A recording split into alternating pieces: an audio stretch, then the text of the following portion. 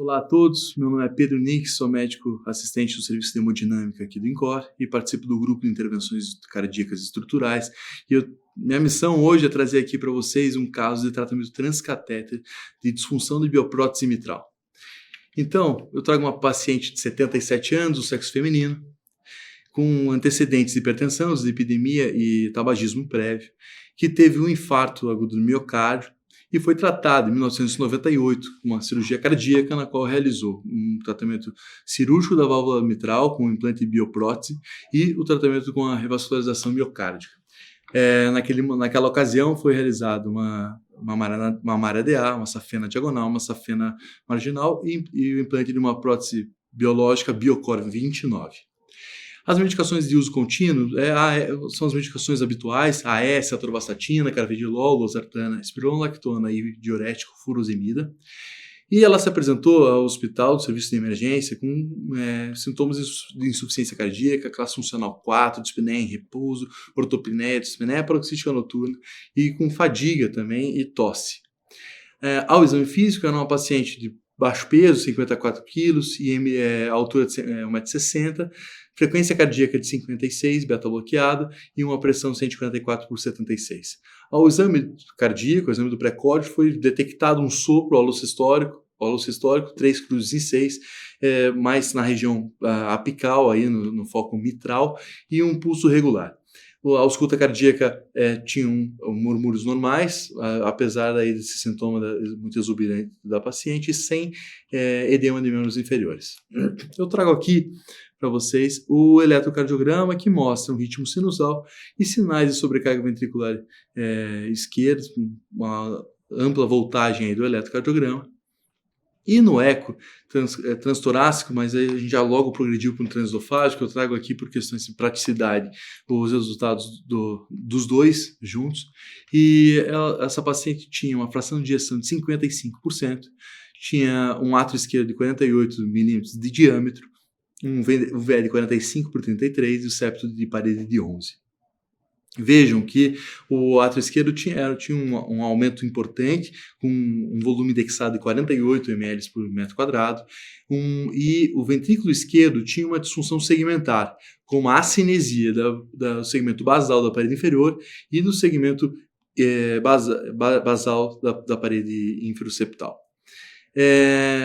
Na válvula mitral, foi detectada a presença de uma bioprótese com discreto espessamento de seus folhetos, mobilidade preservada e sinais de rotura na linha comissural entre o folheto posterior e o anterolateral, determinando assim uma regurgitação mitral importante, com uma área do orifício efetivo de 0,8 e um volume regurgitante de 143 ml por batimento. A parte hemodinâmica, o gradiente médio era de 6, o máximo de 19, e aí os parâmetros do PHT de 14 velocidade do jato de 2,13. A válvula aórtica tinha um gradiente máximo de 5, sem sinais de insuficiência, e uma pressão sistólica da artéria pulmonar de 50. Esses são os dados do eco. Vejam aqui uma área de 1,6, o gradiente médio de 6 milímetros de mercúrio. E vejam aqui o ecocardiograma focado na válvula mitral, a importância do jato, um jato excêntrico, que não deixa dúvida aí da importância desse acometimento da disfunção da bioprótese. Do lado esquerdo aqui vocês conseguem ver a imagem em 3D, mostrando isso em mais detalhes, e do lado direito isso com o Doppler, mostrando aí a importância dessa insuficiência mitral. Aqui, além da avaliação funcional, a gente faz também avaliações anatômicas, tentando já entender qual que vai ser as próteses que a gente pode pensar e como a gente pode pensar no tratamento já desse paciente. Tá? Então, esses são os diâmetros internos, os diâmetros da prótese. Foi feito também um cateterismo que mostrou que as artérias coronárias eram fechadas e as pontes funcionavam bem. Foi avaliado o risco cirúrgico o Euroscore era de 8,52, um STS mortalidade de 3,7, E aqui foi feita também uma avaliação, como a gente faz de costume aqui no Heart Team do INCOR, uma avaliação de fragilidade, que a albumina estava no range normal, o teste de caminhada também não determinava a fragilidade, porém o hand grip mostrou uma força reduzida, mostrando aí já sinais de fragilidade dessa paciente. E aqui como a gente faz o entendimento e o planejamento do procedimento, essa aqui é uma prótese de Sanju de Biocor 29, e que ela tem um True ID de 25, isso é determinado in vitro, né, determinado é uma característica da bula da prótese, um Stent ID de 27, e medidas da tomografia e do eco também colaborando, especialmente a tomografia, mostrando aqui um Stent ID de 27.1, de acordo com o valor nominal de bula, e um CT ID mostrando que tem de luz ali dentro de 21.4. Essa é a programação como a gente faz nesse aplicativo, é um aplicativo que a gente usa no nosso dia a dia, Valve Mitral, tá? Isso pode baixar aí nas lojas de cada aparelho celular, que a gente consegue ter isso conosco, e ele mostra também como que fica a prótese implantada, como que fica esse tratamento transcatéter. E a gente vê que a gente está numa zona cinzenta do True ID aí de 25, que a gente poderia utilizar uma prótese transcatéter tamanho 26 ou 29. Mas não é só isso que a gente avalia, não é só a escolha da prótese que interessa. Interessa também a gente avaliar como é que o implante da prótese na posição mitral vai se relacionar com a via de saída do ventrículo esquerdo. Será que se eu colocar uma prótese ali, eu vou projetar as estruturas para a via de saída e gerar uma obstrução ao fluxo na via de saída? E dessa forma a gente faz a medida da New LVOT, da nova via de saída depois do implante da prótese. Aqui eu trago uma imagem da tomografia com a projeção de uma prótese transcatéter ali, mostrando como que funciona essa situação de obstrução, e vejo vocês que as células mais distais da prótese transcatéter ela é vazada, permitindo a passagem do sangue através dela, mas quando a gente coloca isso valve em valve, os folhetos da prótese nativa formam um túnel ali que mesmo a prótese transcatéter sendo vazada, o folheto da prótese prévia, da prótese cirúrgica implantada, pode gerar esse tipo de obstrução. E aqui eu trago um trabalho que é um trabalho um dos mais clássicos aí para avaliar os preditores de obstrução de via de saída, no qual teve uma participação importante aqui do nosso grupo do INCOR, eu e o Dr. Fábio participando dessa publicação, mostrando que a nova via de saída com um corte de menor que 170 de área, se essa avaliação mostrar que o paciente vai depois do tratamento terá uma nova via de saída menor que 170, a chance de obstrução, de gerar gradiente intraventricular e descompensação clínica é muito alta. E se a gente tiver um corte aí acima de 170, classicamente acima de 200, a gente ficaria tranquilo em relação ao risco de obstrução da via de saída. Isso também pode ser avaliado pela distância do mitral annulus to interventricular septum, a distância da prótese para o septo interventricular. Então, essa avaliação foi feita, como é feito de rotina, e a gente tem uma área da nova via de saída muito ampla, muito favorável ao procedimento de 316. Aqui toda a avaliação da tomografia que a gente faz para o procedimento. Então, em resumo, é uma paciente do sexo feminino, 76 anos, hipertensa, dislipidêmica, com história de tabagismo e infarto prévio, doença isquêmica, que foi tratada com troca valvar mitral por prótese biológica, mais revascularização com 3 pontos, que encontram-se pérvias, que se apresenta muito sintomática e com uma disfunção mitral secundária a uma rotura da prótese.